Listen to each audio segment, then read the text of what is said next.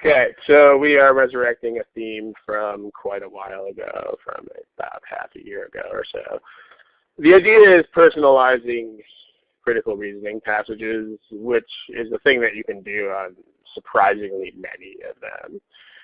Basically, whenever you're dealing with the actions of people or businesses, or in fact I should amend this so that it says people, animals, or businesses, because you can personalize animals too. It's definitely a thing.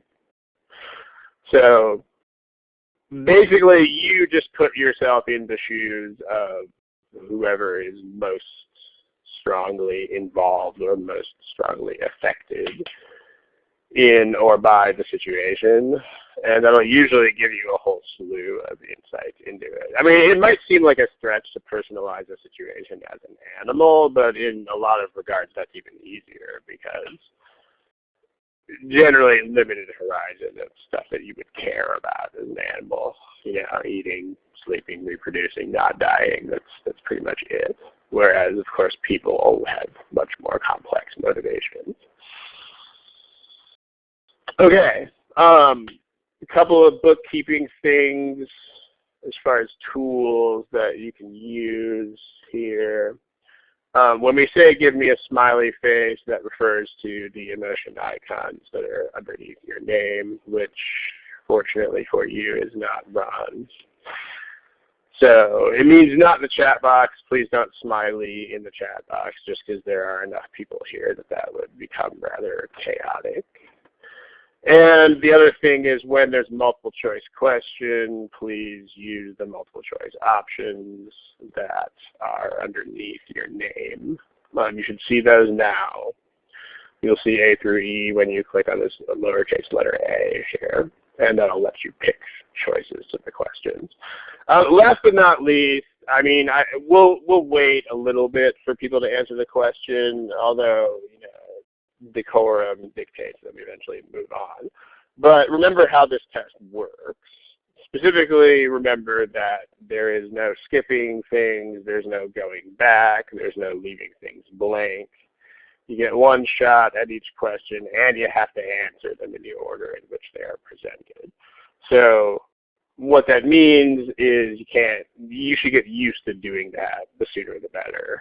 So when you are presented with questions in this study hall, again, I can't really force your hand, and if you just don't answer it for enough time, we will move on. However, the real test won't, so it is best if you follow that protocol sooner rather than later. So please answer all the questions, even if you have to guess. Also, just in terms of the pedagogical value of the session, I mean, the people who are going to learn the most are generally the people who answer last and are not sure, you know, because there's less value for the people who can just nail the problem and get them right without much of an issue. So keep that in mind. Okay. Other than that, pretty much ready to go here. Let's see. Let me do something real quick. All right. Okay, and last but not least, while the recording is on here, we need to show you the copyright notice. So let's just do that.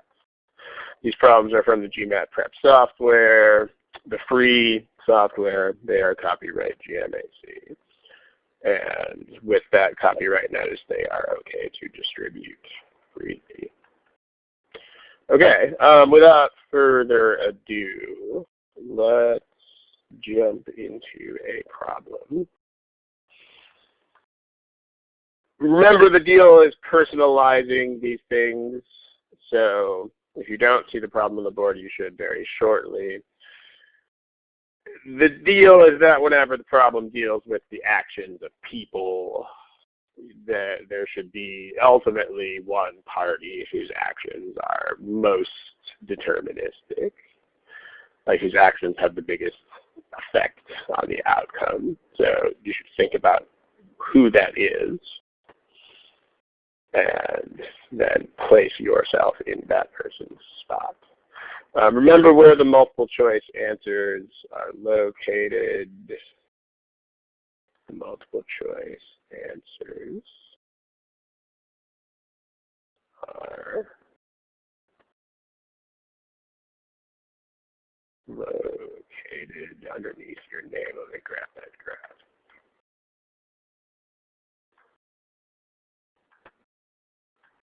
Yeah, this is where you get the multiple choice responses.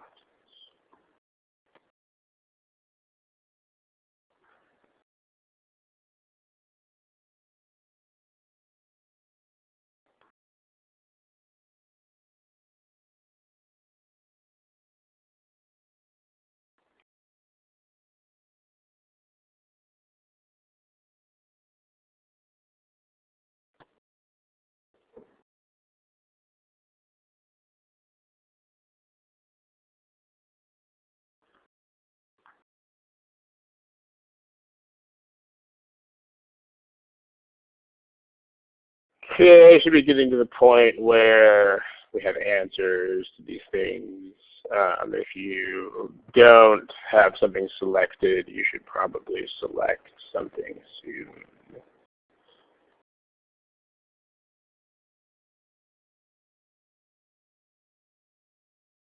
Okay, let's see. We got SOC, car E1, Mina 1, and then a user calling themselves Manhattan Prep. Just go ahead and pick something.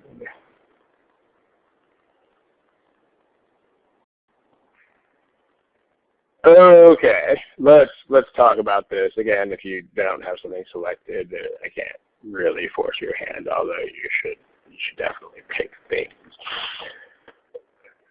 So, again, the deal today is that we're talking about passages that can specifically be personalized for optimum consideration here. So, who in this problem is the most important player as far as how this outcome turns out?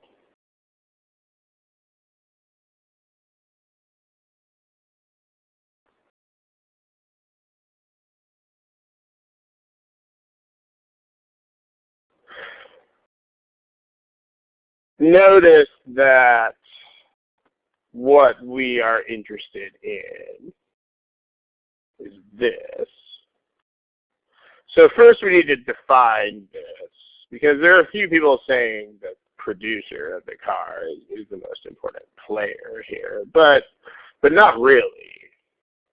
But first what we need to do, and what you should do in all critical reasoning problems all the time ever, is we should get rid of what I like to call politician words. So what I mean by politician words is words that don't really have any immediate meaning. So there are quite a bit of those here. You know, like words that are general enough that you would have to get an explanation of them if you were not already familiar with the situation.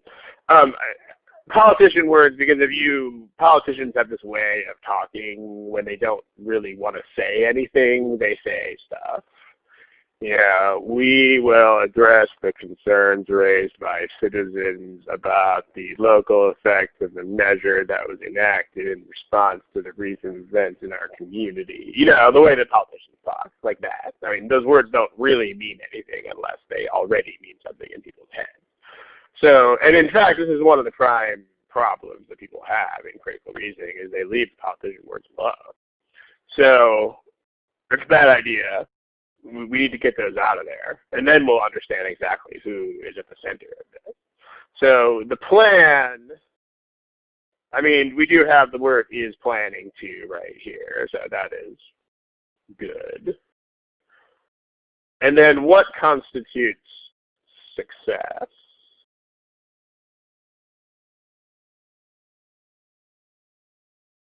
The plan is to do that.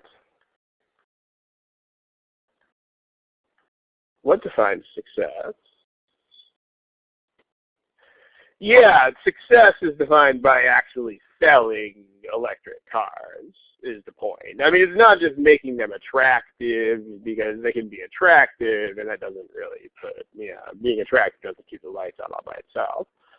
But success is actually selling electric cars, right? Which is the ultimate point of making them attractive. So, right. So, in other words, whether people do or do not buy electric cars is what success is or isn't. So success means people actually buy these electric cars. Okay. So as soon as you figure that out, now we know who the key players are. I mean, who are the key players? Like who most directly determines whether this will succeed? Most directly. It's not the company. In fact, if you are the company, the very first thing you have to do is put yourself in the shoes of whom? Yeah, it's the people who buy stuff or don't. And I mean, this is pretty much the way it works with anything at all that is put on a market for sale. Whether it sells or not is ultimately up to the consumer. I mean, the only exception possibly being essentials of life in a country where those are sufficiently scarce.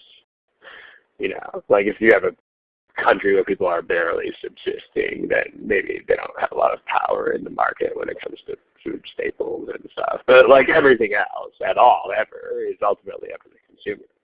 So this is the thing. So you should make yourself the consumer here. And ultimately this will happen.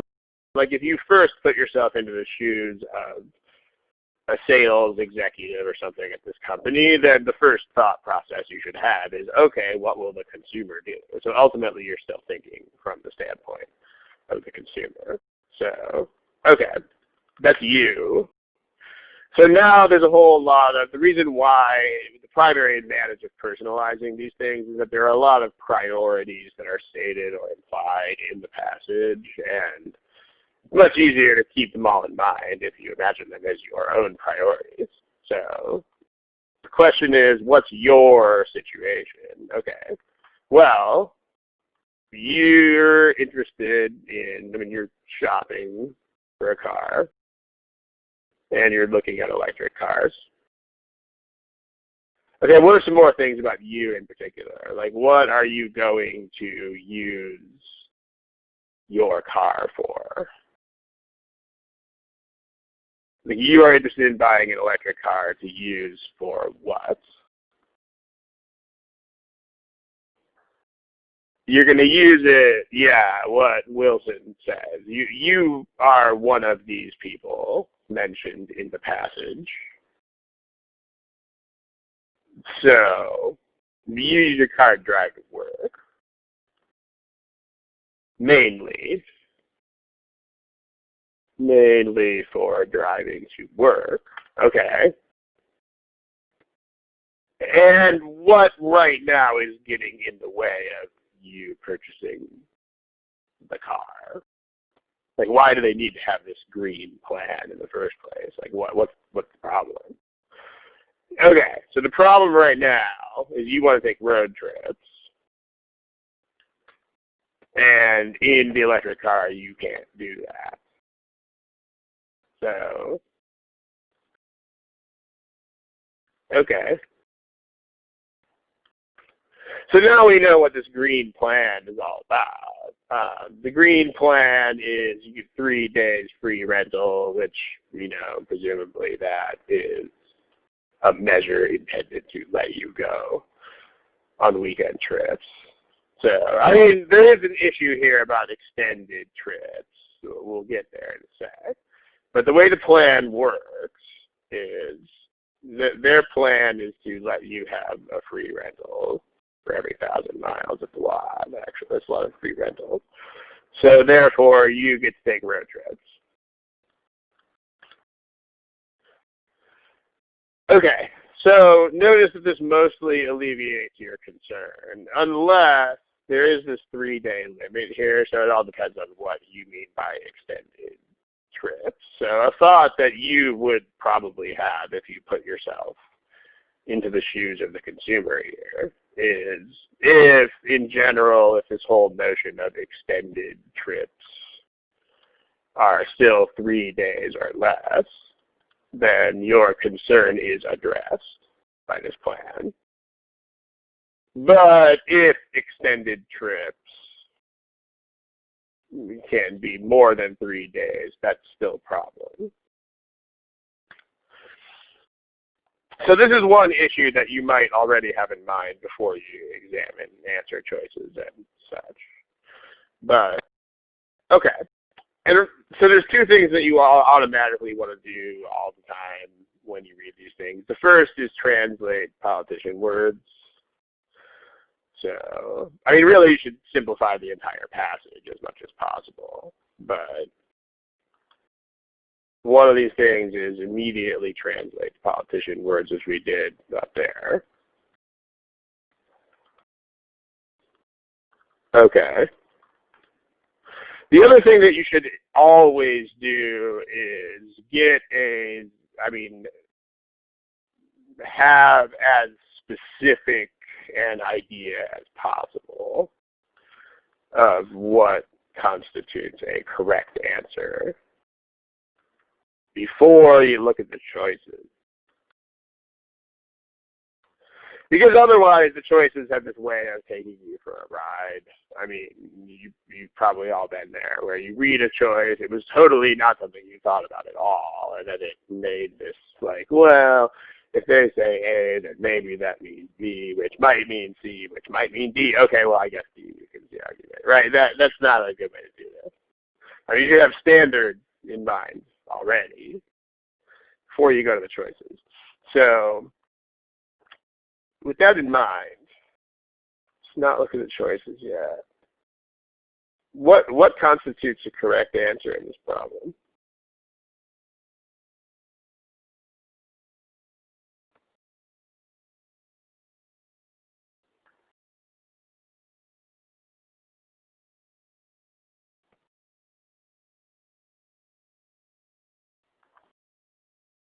You weaken the proposal, that's still politician words, though. That's still very distant from reality. I mean, you want to be more specific than that, if you can. Like, what specifically makes a correct answer here? I mean, what does weaken the proposal mean? Remember, you are the person thinking about buying this car. So, threatens the sales, and there's two ways that could happen, right? The first is actually this issue that we raised already, which is it could be a reason why the plan doesn't address your concern. And there's really only one of those, so which would be if you take trips that are longer than 3 days, then that's there. Or maybe, because this is an electric car, right, which doesn't use gas. So maybe the car rentals, like if something's wrong with the rental, like if it consumes too much gas for you to be able to go on these trips, for instance. So in other words, something wrong with the rental situation would be one way to have a correct answer here. So either the 3 days is not long enough or something is bad about the vehicle they let you rent. So if you look through these choices, though, that doesn't happen. So there's actually no mention at all of the rental situation. So then what we're left with is it's got to be something else that's compensating for that. So it's going to be a new issue raised by the plan. Because the only issue before was I want to take road trips, and now we have addressed that. So it's got to be a totally new issue raised by the plan that discourages you from buying the electric car. It's what we've got to have. So then we take this to the choices. and we see what they say. So yeah, so price, for instance, just by pure common sense, is definitely an issue. Like they don't have to tell you that consumers are price sensitive because we know that they are. But yeah, okay. So A says that many cars used for commercial purposes are not needed for trips. This is great, but you do not care at all because this is not you. I mean, first of all, this is not you. I mean, you are not driving this car for your business. So commuting is not commercial purposes. And also, the whole need for extended trips is clearly important to you. So this is definitely not you either. Because in fact, the need for extended trips is pretty much the only reason why you are not buying this car right now. So basically, A describes people who are not you. So you don't care. And when you personalize the situation, it's much easier to see that A is. In fact, A is pretty much people whose priorities are exactly the opposite of yours. It's like, okay, some of those people exist, but whatever. Okay, choice B. Choice B has a lot of words. What is the point of it?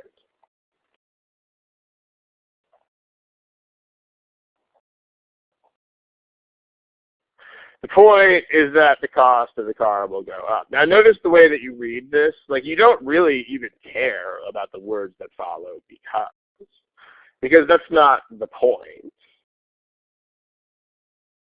I mean, it doesn't matter why the cost of the car is going up. It just is. And if you're the consumer, that's going to have the same effect on you regardless of why.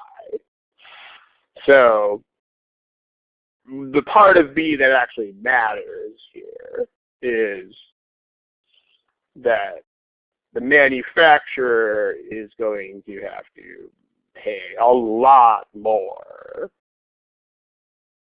And then it's going to trickle down to the consumer. There's a couple of words here that you should pay attention to because they have constant meanings of which you should be aware. Cost and price are those words. I mean, just make sure that you know what these are. Cost is not what the consumer pays. Costs are, revenues versus costs incurred by the manufacturer. And they just to make sure that that's clear, they actually say cost to the producer just so there is no ambiguity there. But then price refers to selling price on the market. So just make sure that you know when they use the word price here, that is not a cost incurred by manufacturers. Price is what the car costs on the market. So last but not least, notice what they're doing with adjectives here. And I guess adverbs. Because this is definitely a thing that you want to learn to pay attention to. Those purple things. Take note of them. Because, okay, one thing they do a lot in critical reasoning problems is they really go out of their way to make sure that they do not devolve into quant problems. Because there's a whole other half of the test dedicated to quant problems.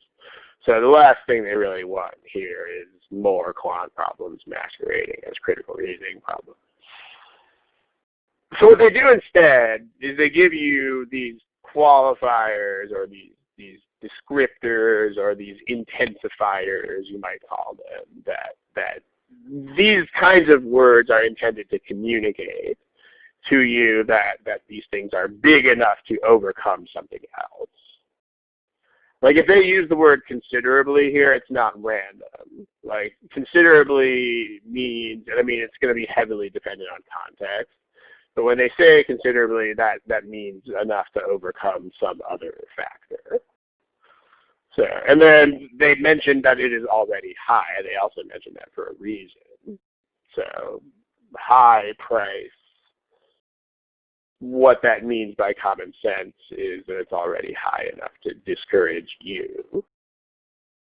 So what do we get from choice B?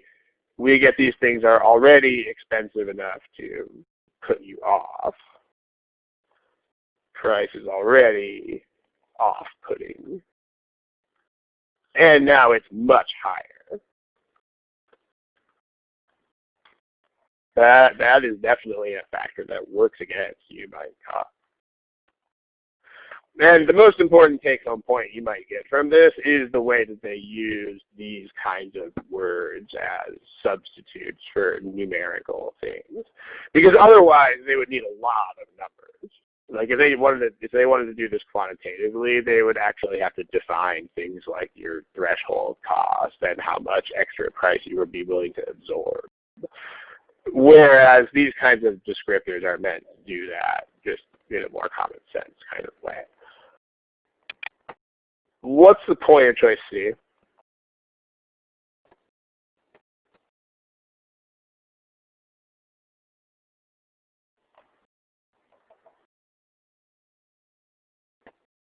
Can anybody simplify choice C for me? Explain it to a 9-year-old.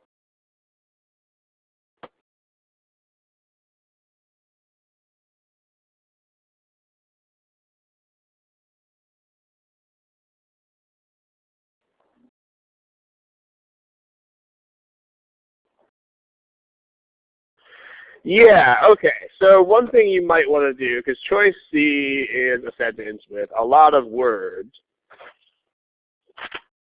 and not very much punctuation, in fact, none. So if you are me, this is not an easy sentence to process. So what you might want to do is look at the core of the sentence the way that you would in sentence correction or something, because the core of the sentence is going to communicate the main point. Like same thing with B, like because blah, blah, blah, blah, blah is not the core of the sentence. The core of B is the cost would add considerably to the price.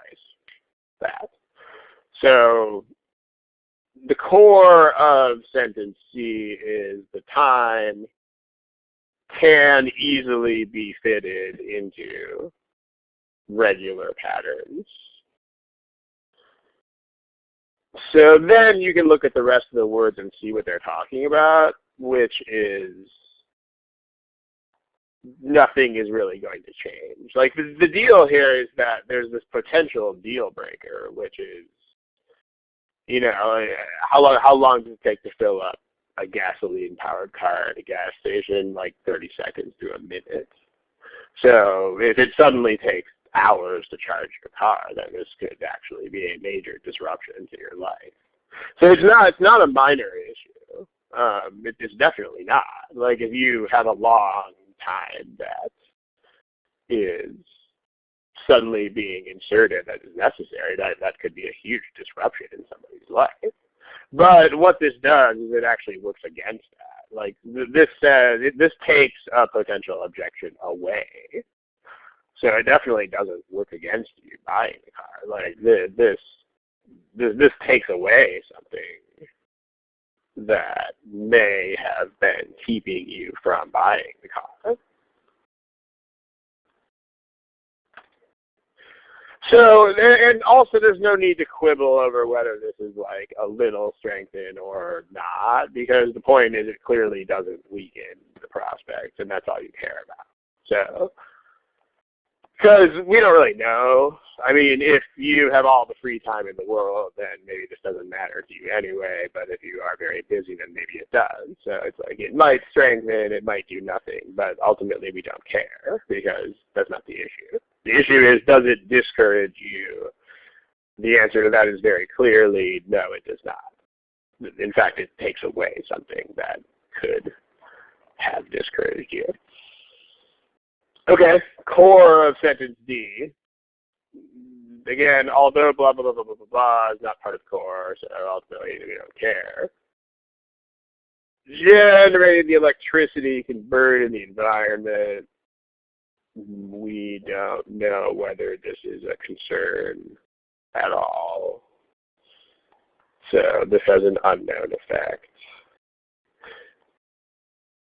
I mean, there are two things that we would have to know to be able to judge this. I mean, the first is, do you even care? And there's no indication that you do. And unlike price, this is not a factor just by common sense default. But on top of that, I mean, it's not generate electricity versus nothing.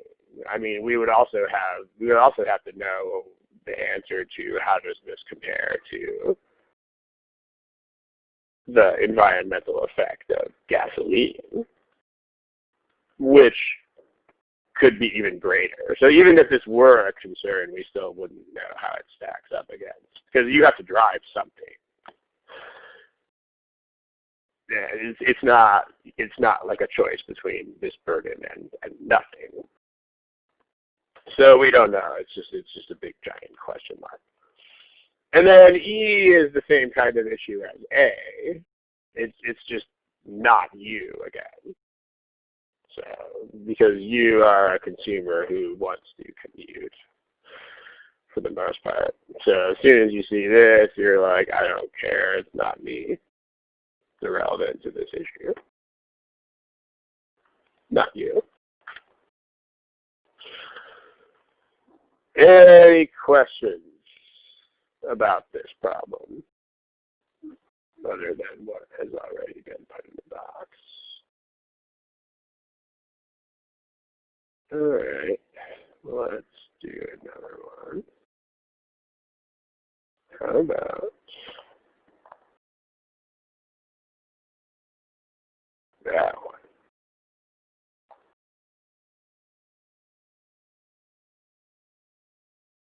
Remember, you should, and you should do this in general whenever it's about people doing things or not doing things. You should think, whose decisions does this turn on?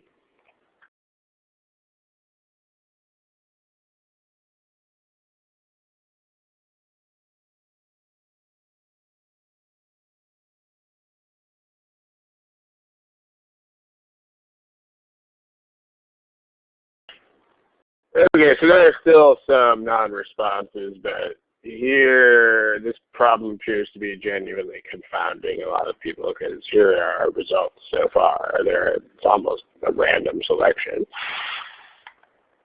So let's at least get you off on the right foot here. Notice the question. Specifically what the question is asking you to do. See, this is one of those things that's dangerous about just being cavalier with categories of questions. You know, like, I'm going to pretend that all weekend questions are the same. Well, they're not, though, because notice what the words say here. I mean, these words don't say weaken the argument. They say this. Does anybody know what the difference is? Like, this question is much more specific than what would weaken the argument. How's that? Probably not going to be totally illogical. If it were, then sure. But, you know, it's not going to be a nonsense conclusion. So it does ask for the flaw in the reasoning, but that seems to just be a restatement of the words that are already on the board.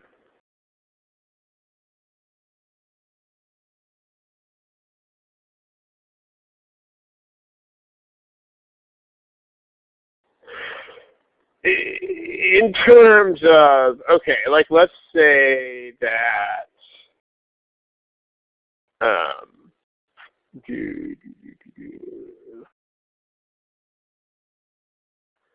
like, let's say that this doesn't happen, but the reason why it doesn't happen is that crime on the buses, like, spikes up and people get freaked out and they go back to driving their cars. would that weaken this argument overall? Yeah, it would, because it would work against people using the bus.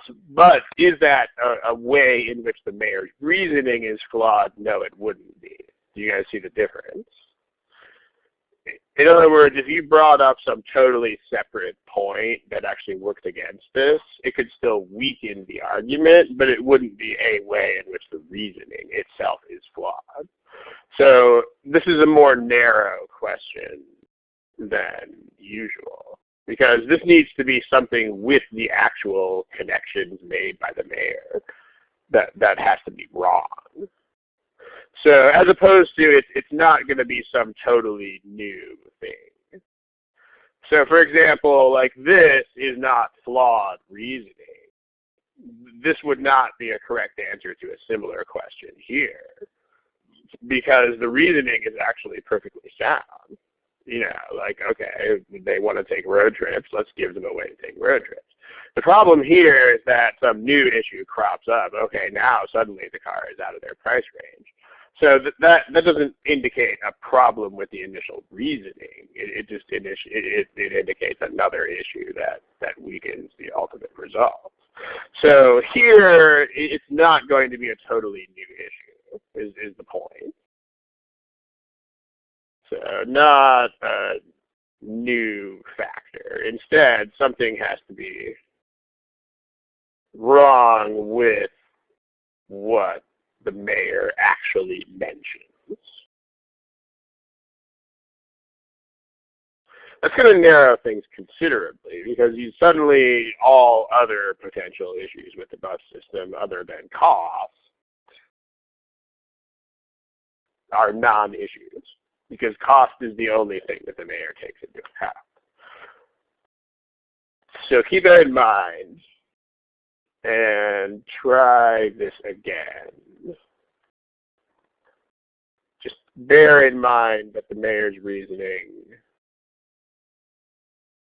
is based specifically on cost factors. Therefore, something has to be wrong with the way the mayor is thinking about cost factors. Keep that in mind. And A, B, C, D, E here.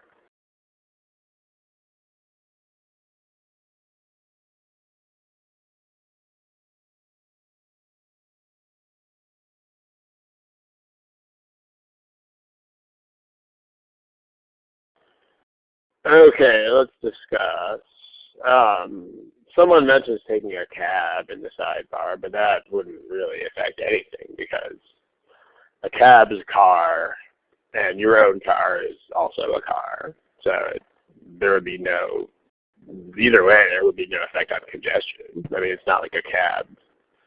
Cabs are in traffic too. So, but ultimately, again, we have to think about it in terms of this. Because if someone switches from their car to a cab, then there will be zero effect on congestion from that.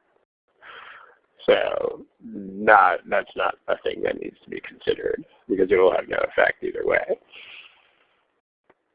Because the fact that they are private vehicles is not what's really the point. What's really the point is that they are traffic.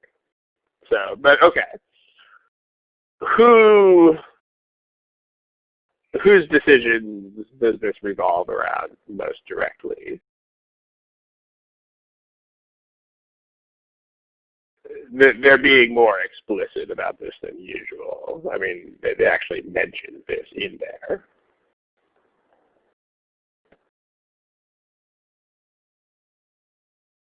Whose decisions? The people which people? The people who right now are driving their own cars into the city from outside.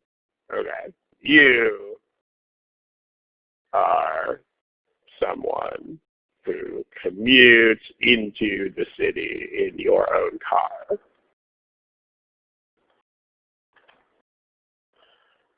Okay. So, and then let's talk about what the mayor's actual reasoning is, because again, we can't. It's not one of those things where we can raise a currently irrelevant issue. It's not. It's not like that. We have to. It has to be something about the mayor's reasoning that is directly wrong with it. So the mayor says, we're going to impose a $5 fee on you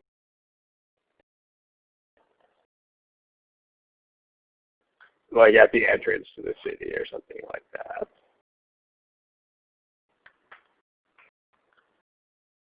So this fee is, the bus fare is less than $5.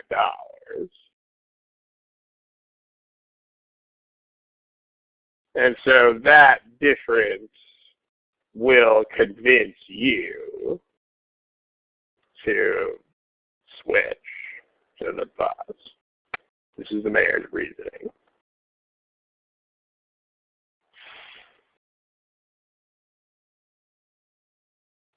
So there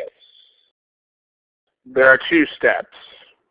There's that step, and then there's that step. I mean, the first step would be a matter of fact. I mean, if the bus fare is less than $5, then it is. Okay. On the other hand, and if you're personalizing this adequately, you should definitely think about this. You should be thinking about, that's a really small difference. I mean, because it's not even $5 that you'd be saving. You'd be saving $5 minus the cost of bus fare. So you might only be saving $1 or $2 at the end.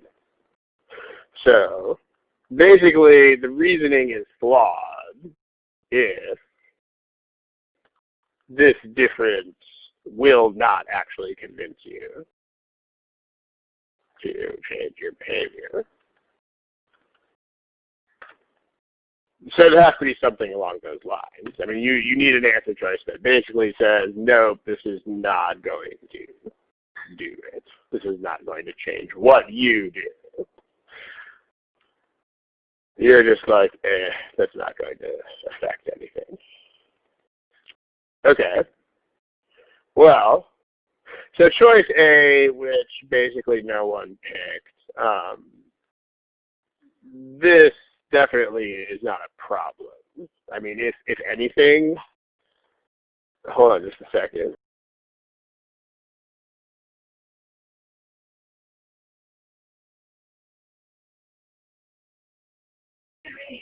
Okay, sorry about that. The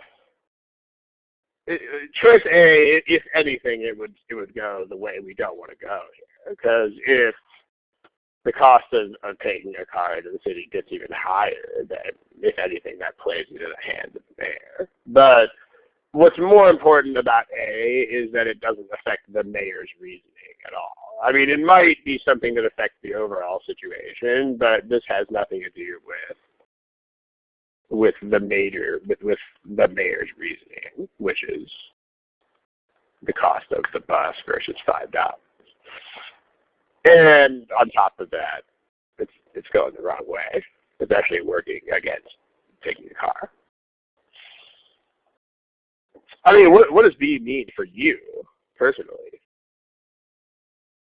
This is where if you are the person taking the car into the city, you will immediately realize the priorities that choice B reflects.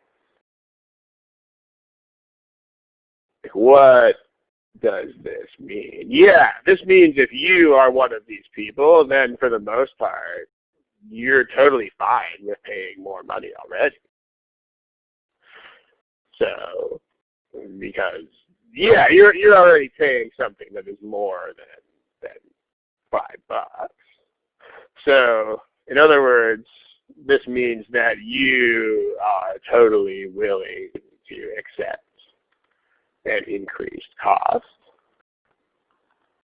in order to drive.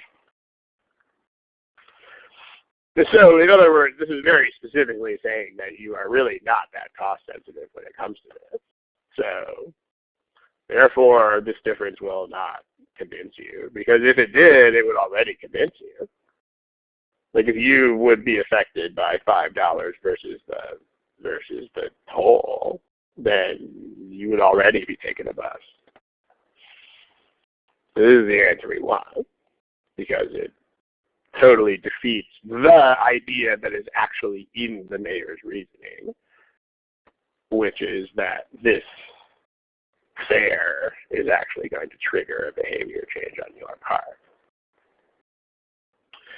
C, not very, I mean, one or two people will pick C, but C is irrelevant here because only the people who are actually you. That's why you got to personalize it. I mean, the question is about whether you will change your behavior. You who are a commuter who drives into the city in a car. C is just talking about a bunch of people who are not you, so you don't care. D, again, so they do this a lot with wrong answer choices. The choice D is just saying not everybody will do this, and that's fine. We don't need everybody to do it. So, I mean, this is all this is saying is that there's going to be some contingent of people who will resolutely and stubbornly sit in the traffic. But that's the case with basically every behavioral change. I mean, same sort of thing here, right? Choice D, the analogy of that choice in this problem would be like saying there are going to be people who just won't buy an electric car, period, end of story. That's fine. I mean, the plan doesn't depend on everyone in the world suddenly buying an electric car. So same sort of thing here. I mean, choice D, and there's not a lot of patterns in critical reasoning, but this is a type of wrong answer that you should very specifically be alert to, which is basically all this is saying is that not everyone will react. Well, that's fine. This is perfectly acceptable. All the mayor needs is some people, not everyone. And then we have E, which again is talking about people who are not you. So this is also irrelevant.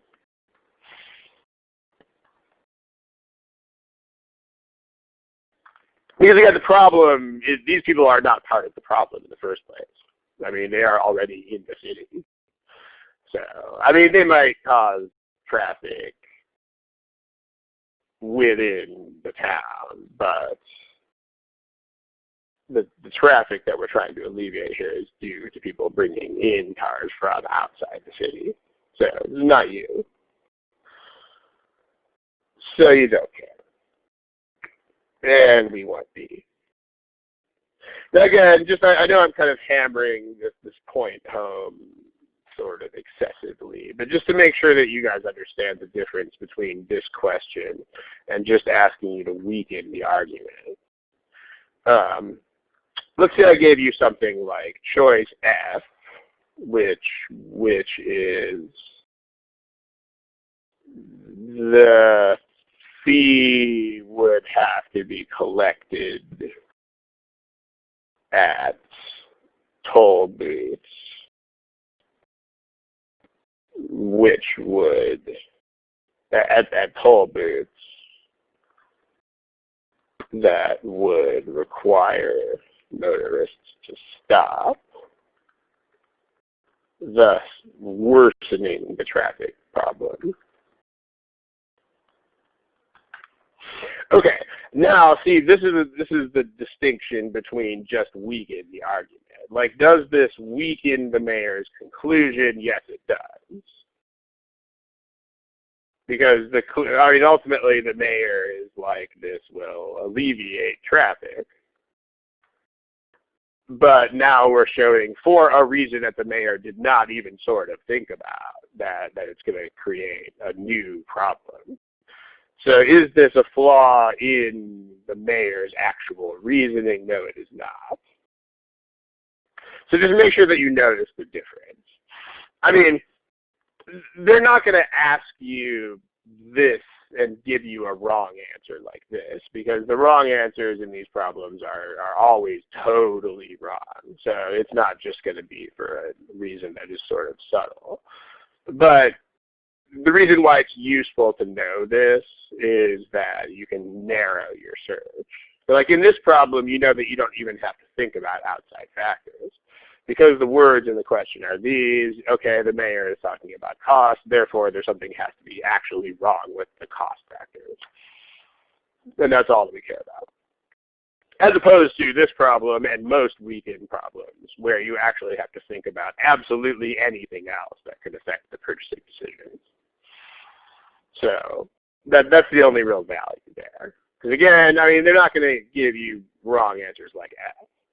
But in terms of predicting, you can cast a narrower net, is really the point. Okay. Let's look at another one. How about this? And don't forget where your multiple choices are found. Right here.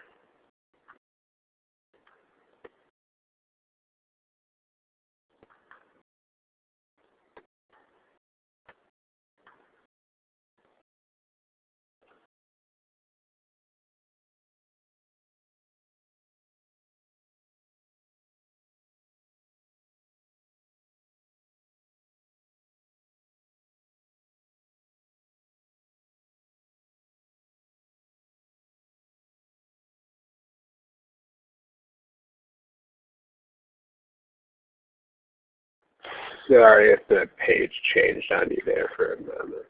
That was not on purpose.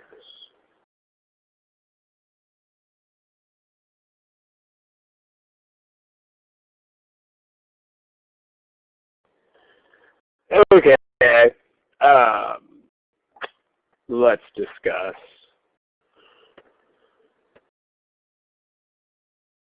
whose decisions are the center of the universe here.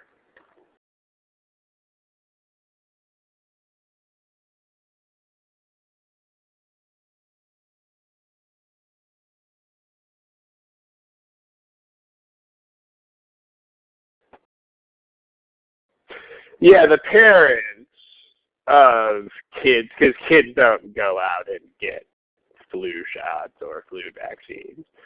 So ultimately, whether this happens is up to the parents. So that's the deal. So you have a kid. At least you have at least one kid. And so therefore this issue is on the table for you. So the reasoning is, therefore, I mean, do you care at all about they have been used primarily by older adults? Do you directly care that they are used by older adults? No, you don't. But, what does this mean for you? Because again, personal perspective here is super important. Then you can realize what you can realize right away what the issues are. It means that most people like you are not using these. That's what that means. Because as you find out later in the passage, like kids are actually more likely to get the flu than older adults. So this is kind of a weird fact. I mean, you would expect it to be used more by kids if kids are the primary vectors of the flu. So again, you read it from the point of view of a parent here, you will immediately realize the significance of that statement. The significance of that statement is not that older adults are using it. No one cares. The significance of that blue statement is right now, most people like you are not giving the vaccine to their kids. That's the significance of that statement. So you can, I mean, why not?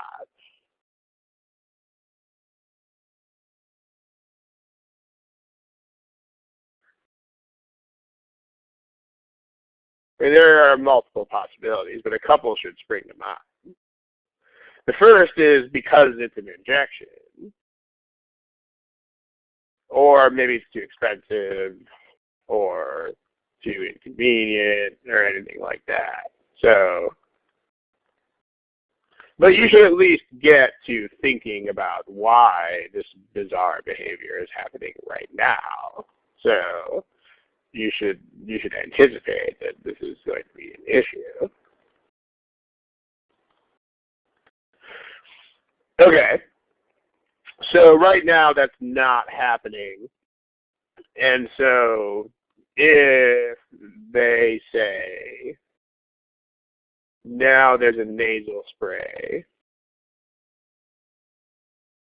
So they say, if you put it on the market,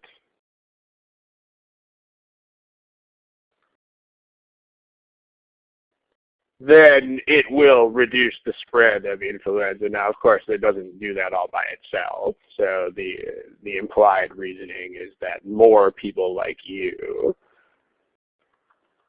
will use it. And so, therefore, it'll reduce the spread of the disease.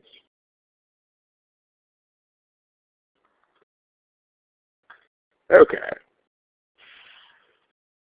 Well, so there are two steps of the reasoning here that you might need to bolster, but you don't really need to support this step. I mean, if this step right here, if more people like you give this vaccine to your kids, then the spread of the disease will definitely go down. So this is pretty solid already. So as far as strengthening, you should be focusing on the other part of the argument, which is this. This could actually stand to be strengthened.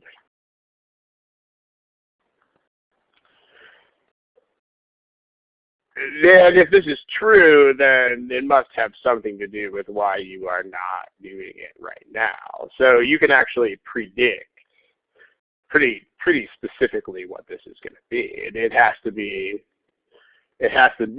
a reason why you are not using the current vaccine.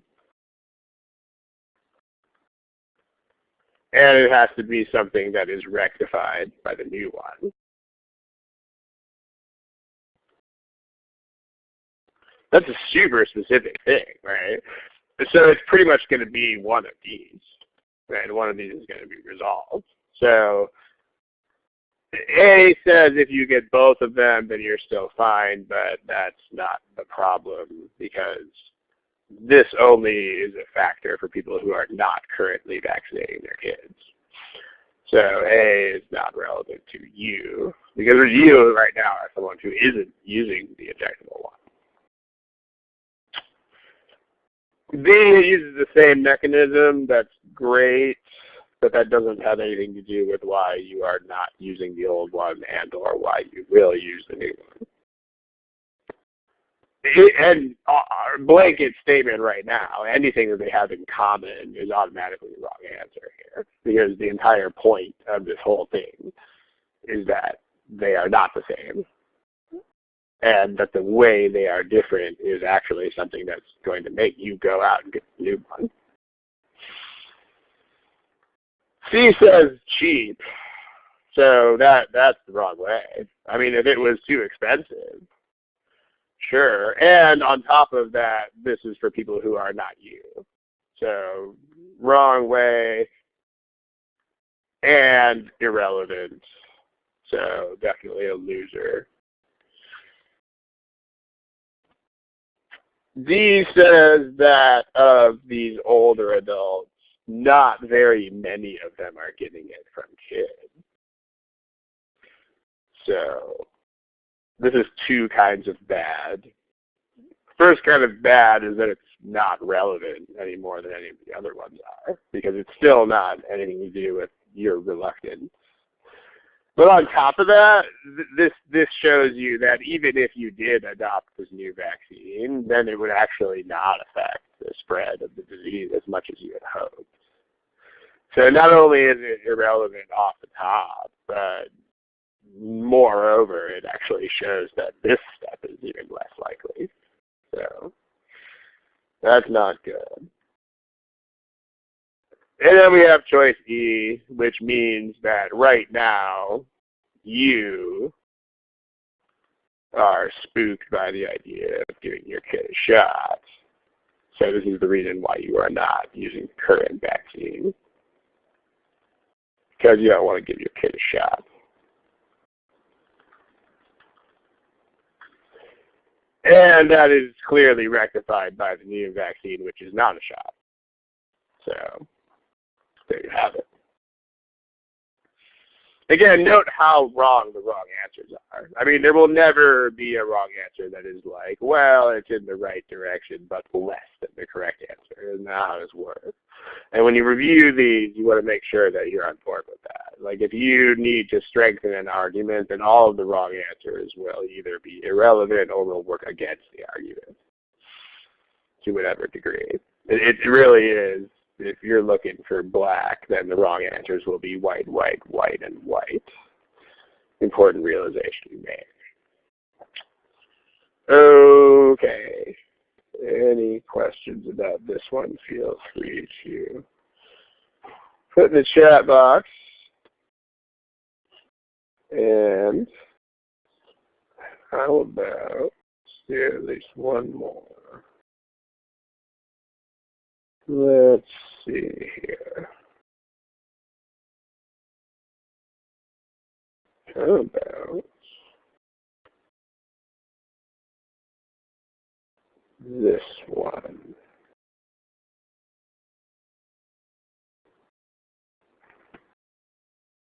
Right here. When you look at this, don't forget the theme of today's lesson in general, which is personalizing. So, I mean, there's a lot of stuff in here that looks highly technical, but don't forget to personalize the problem. Difficulty level is not a thing that could possibly benefit you in any way to think about. So there is zero potential benefit of considering that.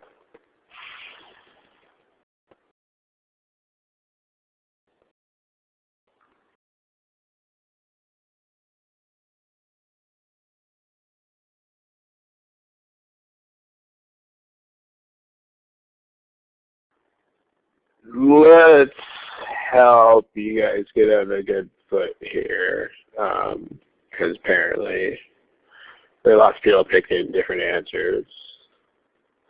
The first is make sure you know what you're doing. Remember, with assumptions, what is perhaps the most reliable way to tackle those is with the method of negation, which is you make it false and you see how that affects the argument. So remember, if you make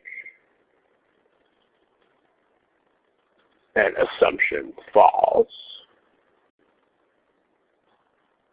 the argument should be totally destroyed.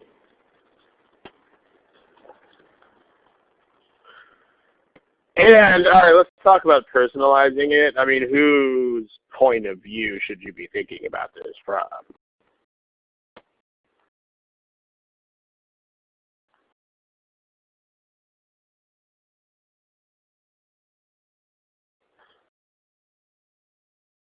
Probably not customers in general. I mean, what is the plan supposed to do?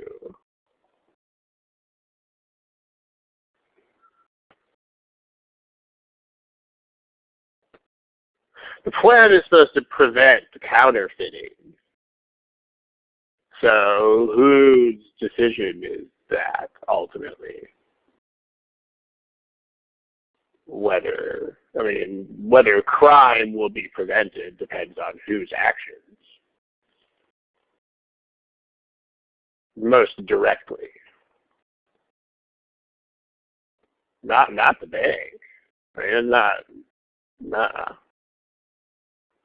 It's the criminals. I mean, the bank is taking action to try to stop the criminals from doing something. But of course, any sort of crime always comes down to the criminals, like the people who actually commit the crime or don't. So this is the perspective that you should consider this from. Because the manufacturers are not the center of this. I mean, they're the ones trying to stop counterfeiters from doing something. But ultimately, again, like if you build a fence to keep burglars off your property, then ultimately the burglar is still the center of that. I mean, it's not do you or do you not do something. It's will the burglar decide not to make the effort. So any crime, whether or not the crime actually takes place, is ultimately up to the person who's thinking about doing it. So you are someone who wants to make counterfeit checks.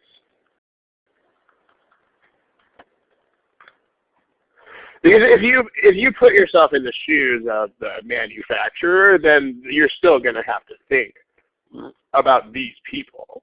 Because these are the people against whom you are trying to defend. So ultimately, it still comes down to this. In the same way that if you're trying to protect your home from a burglar, you have to be like, okay, I'm a burglar. What appeals to me? And then you have to do the opposite. So it's just whoever's point of view. I mean, whether or not you have a criminal mind is irrelevant because you can still put yourself in those shoes. So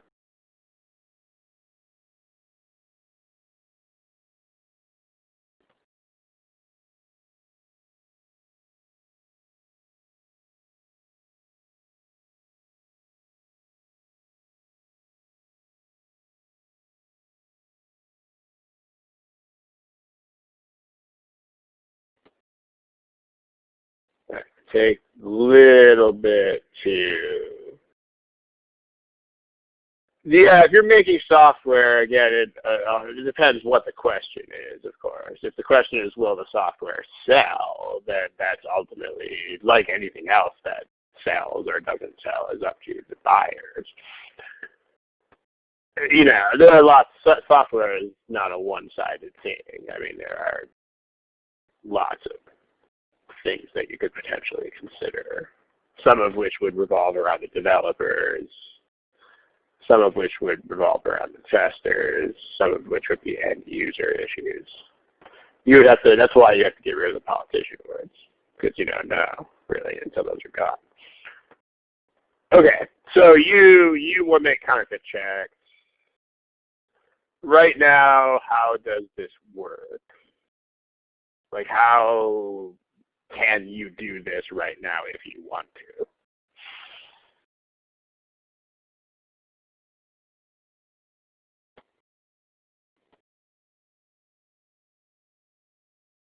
Yeah, you have a really good scanner and a really good printer. And so you can do it. So by using a very good scanner and a very good printer,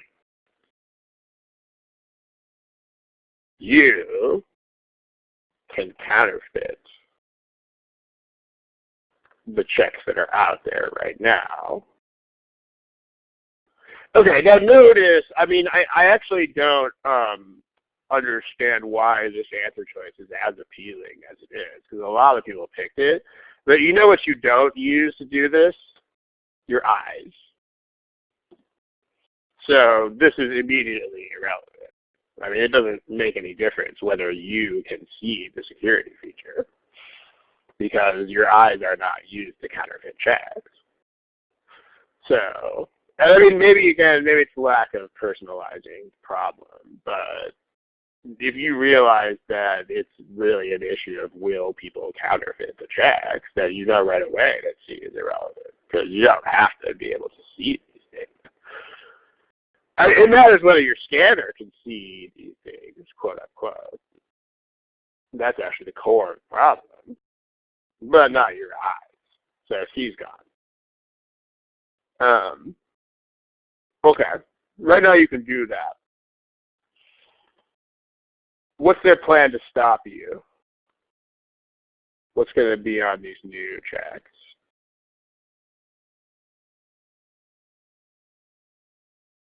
The new checks will have dots too small for what?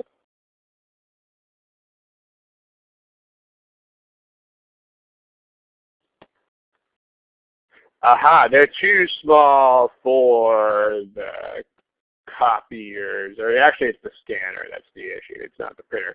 It's too small for the scanners that you have right now. I mean, this should actually make you think immediately about the key issue here. What should you be thinking about? Especially when it comes to tech, of all things. I mean, just kind of like saying, oh, this program is too big for you to run on the computer, the laptop that you have now. I mean, what thought should immediately spring to mind? Yeah, like these things always get better. I mean, you know, tech is, just think about the tech of like 5 years ago or 10 years ago even. That wasn't even that long ago. You know, and my laptop's almost 5 years old, and it would be a joke compared to current ones.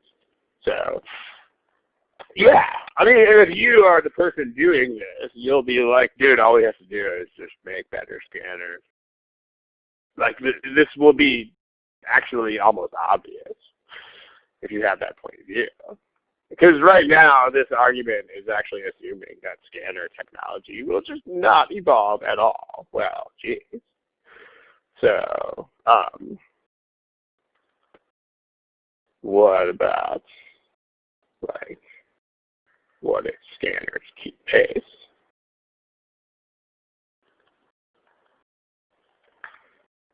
Okay, that's what you should be thinking about. And this is a strong enough objection that you should have it in mind when you go into choices. Because this is the only thing stopping you, by the way, is the equipment.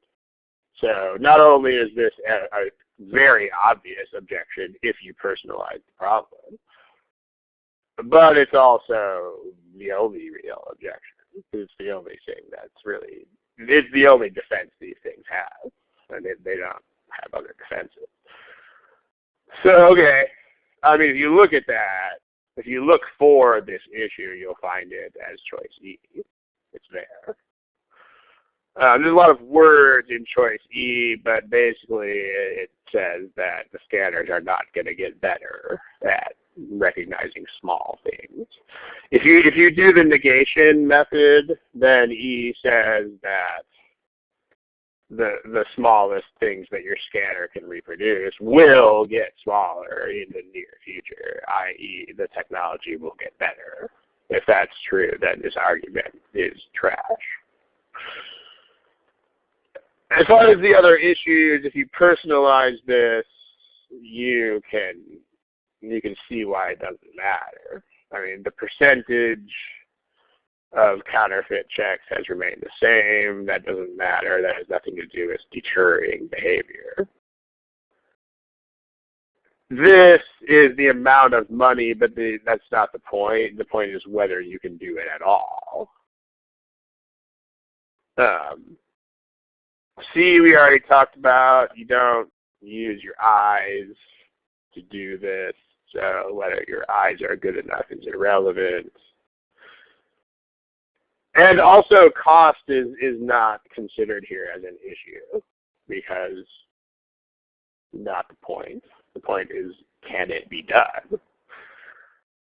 If there were a significant cost incurred by, and this is another reason why you should personalize these things, because I mean, if it costs you suddenly way more, Like if there was a new scanner that could do this, but it was so expensive that it wasn't even worth it to counterfeit things anymore, then that would be a factor.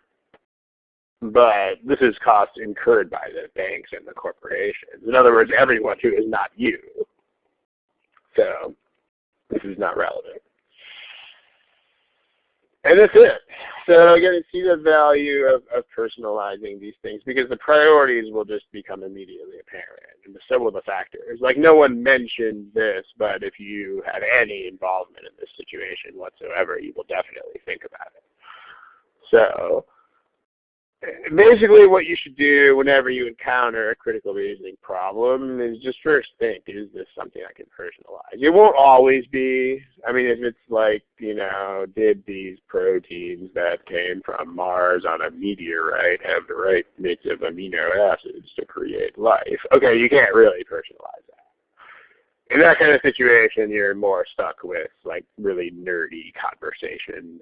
But if you can personalize, you absolutely should. And that's it. Let's close up the shop here. As always, thank you for attending. And we will reconvene in 2 weeks, I believe at the same time. And that'll be that. All right. Good afternoon, good evening, good night, good morning, good luck.